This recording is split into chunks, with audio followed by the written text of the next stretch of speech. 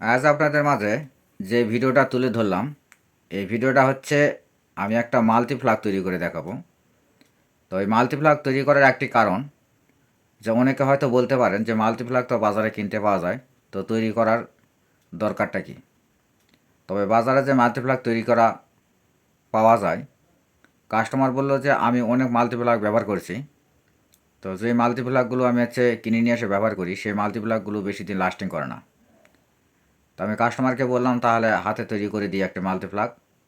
কারণ এই হাতে তৈরি করতে গেলে যে তারটি ব্যবহার করা হয়, সেই তারটি হয় কিনা মাল্টিপ্লাগের চেয়ে অনেকটা ভালো। তো এতে কিন্তু এই মাল্টিপ্লাগটা অনেকটা লাস্টিং করার সম্ভাবনা থাকে। তো কাস্টমার এই কথা শুনে রাজি হলো এবং আমাকে মাল্টিপ্লাগ তৈরি করার জন্য বলল। তো মাল্টিপ্লাগটা একটু বড়, এখানে 6টি ঘাট আছে, আর 6টি ঘাটে সরাসরি 6টি সকেট। কাস্টমার এখানে সুইচ ব্যবহার করলো না। তো মাল্টিপ্লাগে একটা সুইচ, একটা ইন্ডিকেটার ব্যবহার করলে একটা সুবিধা হয়, যে সুইচ অফ করে দিলে মাল্টিপ্লাগের যে লাইন, পুরোটা লাইনে অফ হয়ে যায়। আর ইন্ডিকেটার ব্যবহার করলে বোঝা যায় এখানে লাইন প্রবেশ করলে কিনা, আর লাইন সবসময় আছে কিনা।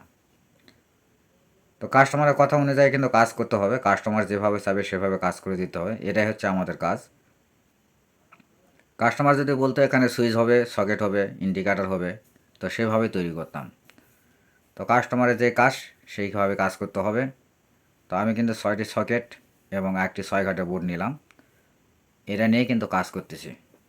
আর সকেট সেট করার সময় তেমন কোনো টেনশন নেই, কারণ প্রত্যেকটা সকেট এক কোয়ালিটি হয়ে থাকে, এই জন্য প্রত্যেকটা ঘাট এক কোয়ালিটি হয়। এই জন্য একটা পরে একটা সুন্দরভাবে সাজায় দিয়ে আমি স্ক্রুগুলো টাইট দিচ্ছি। স্ক্রুগুলো ভালো করে টাইট দিতে হবে, ভালো করে টাইট দিলে তাহলে আর সকেটগুলো নড়াচড়া করবে না।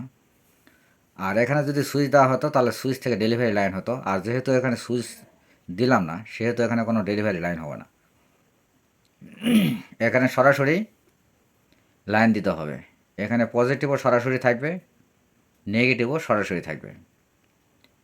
তো এই সকেটগুলো যখন লাইন দিবেন, তখন একটু চিন্তা ভাবনা করে লাইনগুলো দিবেন, কারণ কারেন্টের কাজ একটু ভেবেচিন্তে কাজ করতে হয়। এরা প্রবেশ করানোর সময় যদি কোনো ফেব্রি থাকে, তাহলে একটার সাথে আর একটা যুক্ত হয়ে যেতে পারে। এই জন্যে এই তারটি সুন্দরভাবে পেঁচিয়ে নিতে হবে। আর এই তারটি সুন্দরভাবে পেঁচিয়ে নিলে ফিউজটি ভালো হবে। তা আমি সেভাবে দেওয়ার চেষ্টা করতেছি। তো প্রবেশ করতে করতে মাথাটা একটু স্যাবরা হয়ে গেছে, তাই একটু কেটে বাদ দিলাম। কেটে বাদ দিয়ে এখন সুন্দর করে টাইট দিয়ে দেবো। আর এখানে টাইটের উপরে একটা নির্ভর করে, যদি একটু লুজ কালেকশন থাকে, যে সকেটে লুজ কালেকশন থাকবে সেই সকেটটি ব্যবহার করতে করতে একসময় দেখা যাবে কি গলে যাবে। তাই প্রতিটা সকেট খুব সুন্দরভাবে টাইট দিতে হবে। এটা যদি খুব সুন্দরভাবে টাইট দেওয়া যায়, যেহেতু তারটা ভালো আর সকেটও ভালো, সেই কারণে কিন্তু এটা অনেক দিন লাস্টিং করার সম্ভাবনা আছে। অনেক দিন বলতে বেশ কয়েক বছর চলে যাবে। তারও পরিবর্তন করতে হবে না, আর সকেটও পরিবর্তন করতে হবে না, যদি যত্ন সহকারে থাকে। আর যদি যত্ন সহকারে না থাকে, ধুলাবালির মধ্যে পড়ে থাকে, তাহলে তো যতই ভালো জিনিস হোক না কেন, সেই জিনিস কিন্তু লাস্টিং করবে না।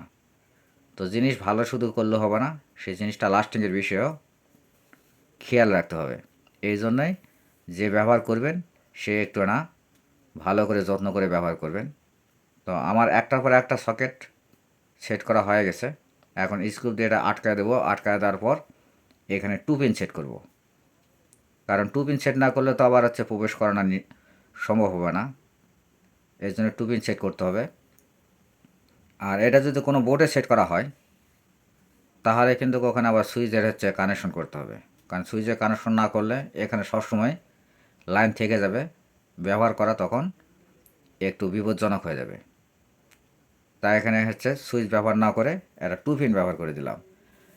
2 পিনটা যখন বোর্ডের থেকে খুলে রাখা হবে, তখন কিন্তু এই মাল্টিপ্লাগের বোর্ডে কোনো লাইন থাকবে না। আর এই লাইন না থাকলে নিঃসন্দেহে কিন্তু ব্যবহার করা সম্ভব। আর 2 পিন করার আরেকটি কারণ, এটা যে কোনো জায়গাত স্থানান্তর করা যাবে।